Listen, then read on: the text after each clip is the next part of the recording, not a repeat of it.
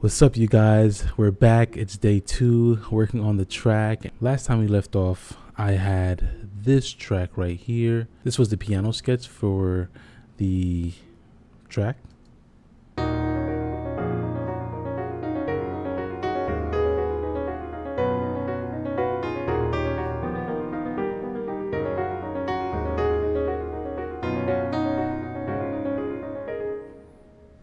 So again, I keep saying this, I learned this from Anne Catherine Dern, but it's super important to have, in my opinion, a sketch track that's detailed enough to where you can kind of just like, once it's time to orchestrate and arrange, just go ahead and pop it in and do that, right? So after I had that sketch track, I went ahead now and took the material and basically started plugging it in where I thought it would be appropriate. I knew for a fact that I wanted the brass to, hold the majority oomphness of this track, and so I gave a lot of the harmonic material and also the melody to the brass. And so here's what I had so far. I had, to begin, the lower trombones, bass, tuba as well, playing the chords. I also had some horns helping me out as well, and then I had 4-horn patch playing the melody. So here's what that sounds like.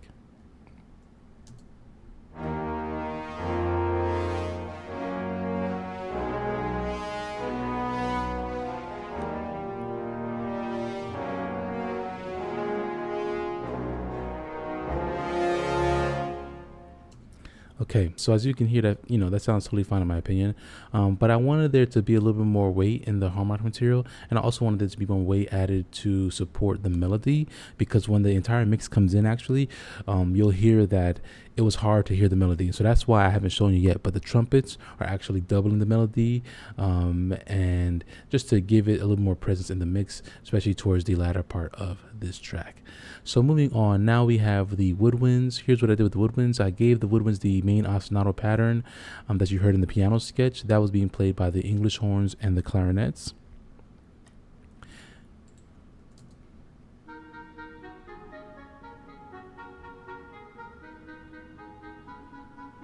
Just straight eights basically.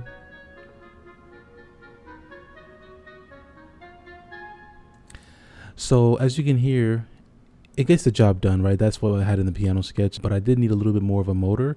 And so I went ahead and added in a bit of energy by using an ostinato pattern. And I'm going to go ahead and play that by itself actually first, and then I'll add it in with everything else. So the ostinato pattern is being played by the woodwinds, the upper woodwinds like the oboe and the flutes. So here's what that sounds like.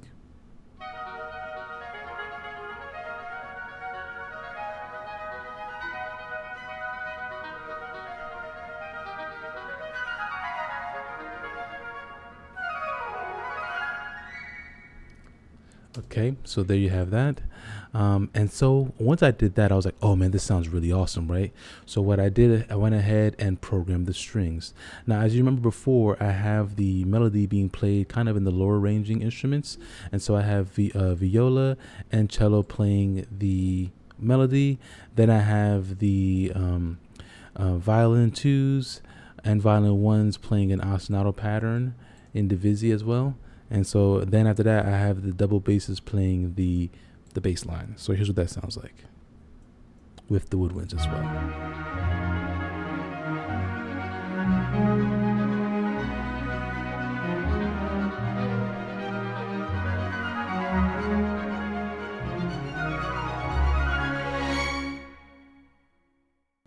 Okay, so that all sounds pretty good. Notice that there is one violin's one patch, it's a divisi patch, that's also supporting the melody. I haven't played that yet because, again, I'm saving that for the end, but you're going to hear how much that helps the overall track, the melody, pierce through. So finally, after that, I went ahead and programmed in the synths. The synths in the reference track that I'm basing this off of, which is from Chris Bauer's music for the Wild Robot, it's kind of adding a lot of motor, a lot of energy to it, but it's also kind of in the background. It's not super in your face for the 2 tracks that I'm referencing. And so I kind of use that idea as well for this track. So here's what that sounds like.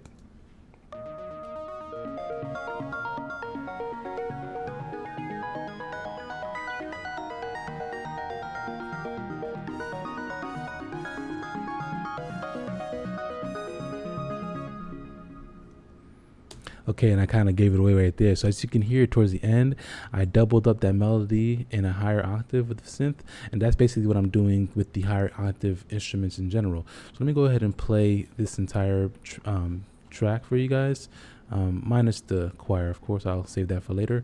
So I'm gonna go ahead and play what I have shown you guys so far,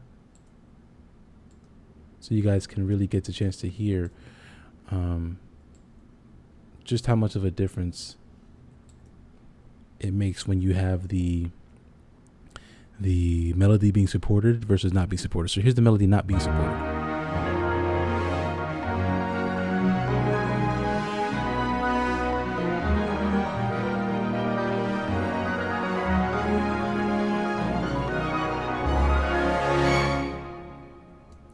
Okay, so now we're gonna add the upper melody lines in the trumpet. Okay, and we're gonna also add the support from the glockenspiel.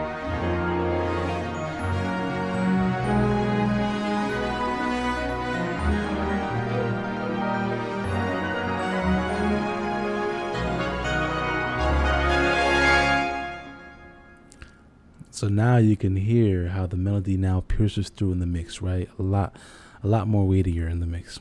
And it's, again, subtle thing. I have the trumpets playing an octave higher. They're not at like forte, or even they were like more like mezzo forte kind of thing, where they're not super loud. I was kind of tucked down. How did I do this programming wise? Basically, I had the expression a little bit lower, but I had the mod wheel, right in the mod wheel like I normally would. But I had the expression CC, I believe 11, a little bit lower, so that way I can go ahead and kind of like tweak it the way I wanted to as far as the volume. Okay, so now I want to show you guys the melodic percussion, and here's what I'm doing with that. I'm adding a lot of the ostinato that you find in the woodwinds in the xylophones and marimba, and as you heard before, I have the glockenspiel supporting the melody up top, and then I have the piano playing the bass stabs, I guess.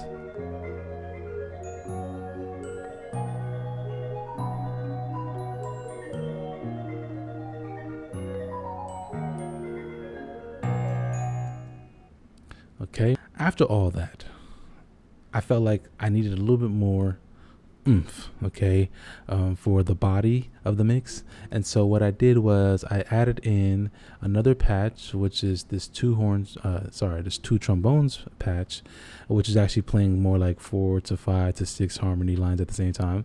So I kind of ducked it down in the mix. It's not that loud. You can see it's like -12.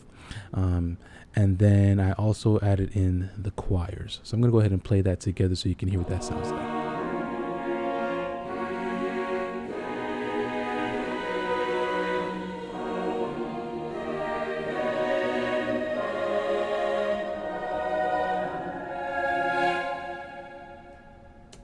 Okay, so now adding that all together with the movement, with the synths, you're going to hear a big difference.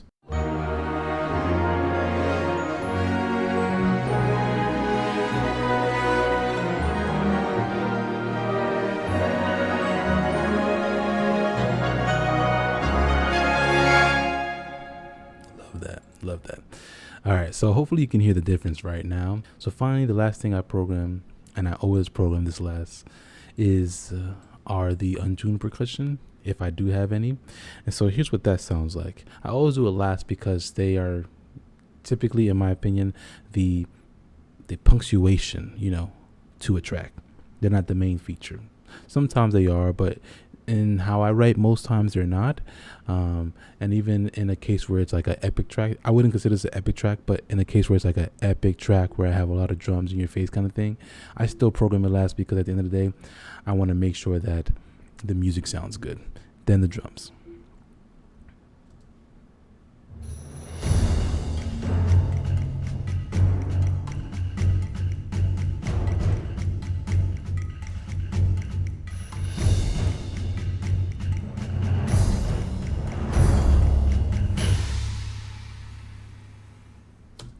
So I really like that. A quick tip, though, I just wanted to add in really quickly.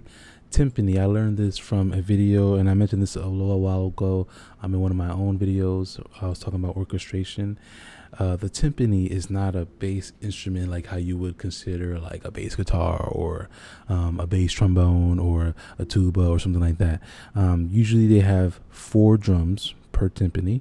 Okay, so 1, 2, 3, 4, and they're playing it, and they can be tuned, but for the most part, it's a lot to tune them within an actual track. And so if you have anything more than that, you would probably have 2 timpanists, one that has a set of 4, another one that has a set of 4, and therefore you can kind of get away with like 8 notes tops. And so here I have 1, 2, 3, 4, 5 notes tops. That's it. Okay, and some of these are obviously crescendos, but here's what that sounds like.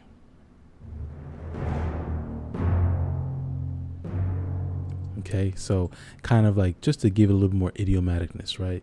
You want what you're programming to sound realistic, at least with how I write. That's my goal, is to always sound realistic. So now that you heard every piece section by section, now we're going to add it all together. So here we go.